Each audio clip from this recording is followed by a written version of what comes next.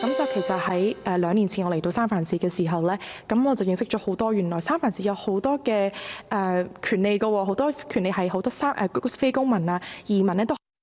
Okay, so do not adjust your televisions. That was the newest member of the San Francisco Election Commission speaking in her native tongue.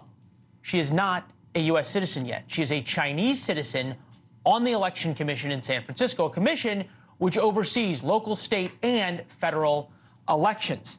And with that, we bring in John Dennis, who's chair of the Republican Party in San Francisco. John, I thought you could help us understand this, because I went through just to understand that this wasn't sort of a ceremonial role or an advisory role.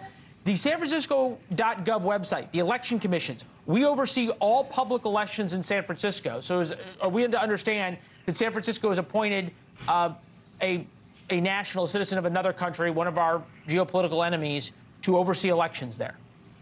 Yeah, and in a shocking turn of events, they didn't. Yeah, in shocking turn of events, they didn't invite a Republican to be on the election commission. There were no other non-citizens who could fill that role. No fair-minded person thinks that this is a reasonable thing. Okay, so I feel as though a Republican in San Francisco, there's a lot of things you're not invited to, and we always appreciate your sunny disposition, despite getting snubbed in so many ways. But what is the justification behind appointing? And we invited her to come on, I'm told. What is the justification behind appointing someone who is not even a U.S. citizen? Well, there's something going on here. So there was an article in the San Francisco Standard last week, a leftist organization, that they couldn't ignore it anymore. San Francisco Republican Registration, the last political entity not controlled by the Democrats in San Francisco, has had registration at an 8-year high. And specifically in the San Francisco Standard article, they said that recent Asian voters are registering Republican in droves. And so I think that this is an effort. The Democrats are making many efforts to stave off this growth in the Republican Party in San Francisco. I think this is one effort. Democrats are also trying to run a slate, a well-funded slate backed by climate change money, to take over the San Francisco Republican Party. Wait, what? Yeah. There's a slate running to try and take over the San Francisco Republican Party, despite the fact that the party is at an 8-year high. Registration had been going down for 6 decades in San Francisco, and now we're at an 8-year high. So I think this is an effort to stop that, and that's why, I'm actually running on one of those slates. It's called the CBSF slate, cbsf.site, and we are the people who actually have 150 years of experience, and we've been effective, and they're trying to stop that.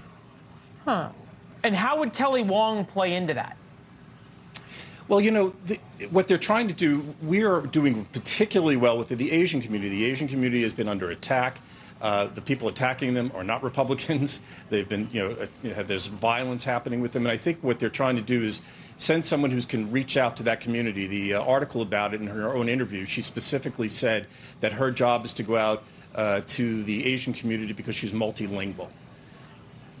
Fascinating. Well, I guess, just in terms of how this could work, San Francisco's demographics, population 803,000, 21.4% of the population is Chinese, a third of the San Francisco population born outside the United States.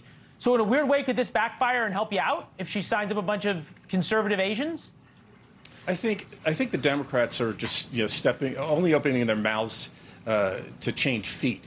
They are constantly doing things now that are hurting themselves, and everything they do seems to help the Republican Party. So we'll sit back and let them do this. But again, there are plenty of even non-Republican citizens who could have filled this role. Yeah. I have a lot of people in mind who I could suggest. They chose to go in a different direction. With a non-citizen, it's a stick in the eye of all fair-minded people. Yeah, they probably didn't even call you for your suggestion. You sit by the phone every day and it doesn't call, except when we do. John, we always are happy that you're with us. Thank you. Thanks for watching. Go to joinnn.com to find NewsNation on your television provider. And don't forget to click the red subscribe button below to get more of NewsNation's fact-driven, unbiased coverage.